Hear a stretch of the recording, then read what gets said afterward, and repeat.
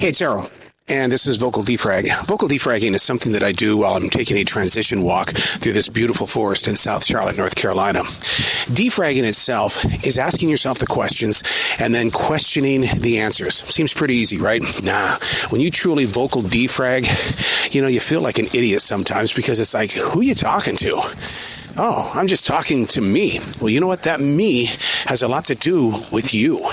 The inner core of your presence really has a lot of questions.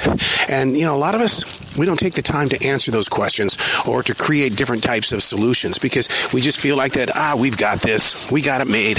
And so we'll stand on the corner of walk and don't walk and pretend that nothing is going on in our life. When in reality, there's a lot going on. And we've got to find some answers. And when you find those answers, go ahead and ask more of those questions. This is vocal defragging.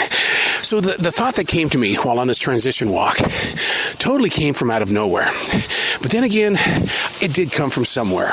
And that would be the question. Why would I say it came out of nowhere, but then in reality it came from somewhere? I was having a great conversation with Brad Taylor. He's a Special Forces officer that has written 18 books, really absolutely fantastic books. And right in the middle of that conversation, I had equipment failure.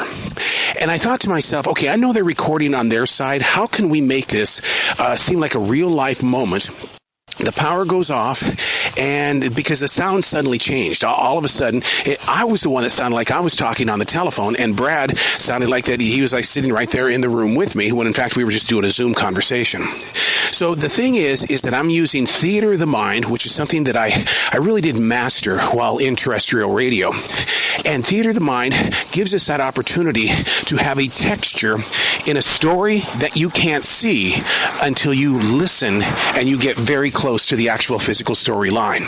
So I have to ask the question, if I've mastered the art of theater of the mind in the radio world, in your place of the planet, where are you activating your theater of the mind?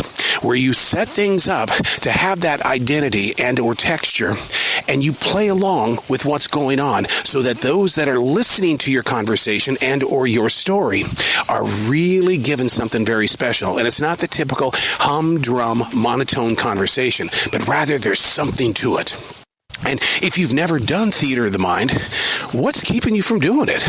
And you can do it in a normal conversation by the activation of body movement. Instead of sitting there with your palms down, slouching over a beer or an iced tea, what you do is you get involved in the conversation and you envision what you're actually saying. I've been with many, many country music artists as well as rockers that when we talk about the lyrics of a song, it's just like dancing. It's a story.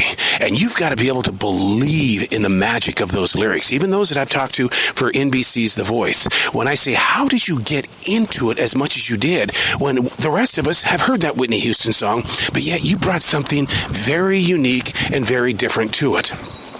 And so it has to do with that theater of the mind, envisioning the storyline and then bringing it to life. It doesn't mean that you're a fake actor or anything like that. What it does, it puts you in a position of really bringing things to an area where people can have emotion. And it doesn't have to be top-notch emotion like, oh my God, I'm going to a movie, I've got to see the Oscar award winners. Not that at all. But what it does is it brings you into a place where there is substance to what you're sharing. Try it sometime at a meeting when you're sitting around that conference table. Instead of just sitting there doodling, drawing little pictures and funny faces, how about engaging yourself in that conversation and allowing yourself to think that you're a little bit more important than what you really are? I've always based a lot of things on Gene Simmons' comment about, if you don't think you're larger than life, nobody will. And you don't have to make yourself larger than life. But what you can do, though, is invite yourself to think that you're more than just an employee, more than just a number. You are you. And you're sitting at that conference table, and you could be bringing something brand new, something that's been on your mind for a long time. And you get into those little circles and those cliques, and you have those conversations. God, why don't they do this at this place of business? Why are we always doing this? Have you suggested a change? without the tone of making it sound like that you're a Debbie Downer. No, use your theater of the mind. Put yourself in a position of growth, success, process, and progress, and things will begin to change. It doesn't mean that you're going to act conceited and really into yourself. It just shows that you're participating with the story.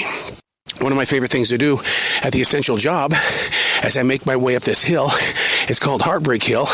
It's a breath stealer. But one of the things that I do is I love to look at the numbers as they grow in sales hour by hour. We have our projected numbers. We know what we're supposed to meet by the end of the night. And so what I'll do is I'll use where we currently stand as a motivator. Because how would you like to be stuck on a register for 8 hours, not knowing what's the purpose I'm here? Just to get people out of the store? No, your purpose is community.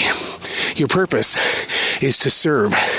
You have such a more important position in your reality than you have in your perception of who you are.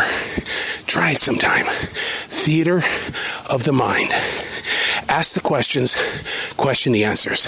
I'm Arrow. That's Vocal Defrag.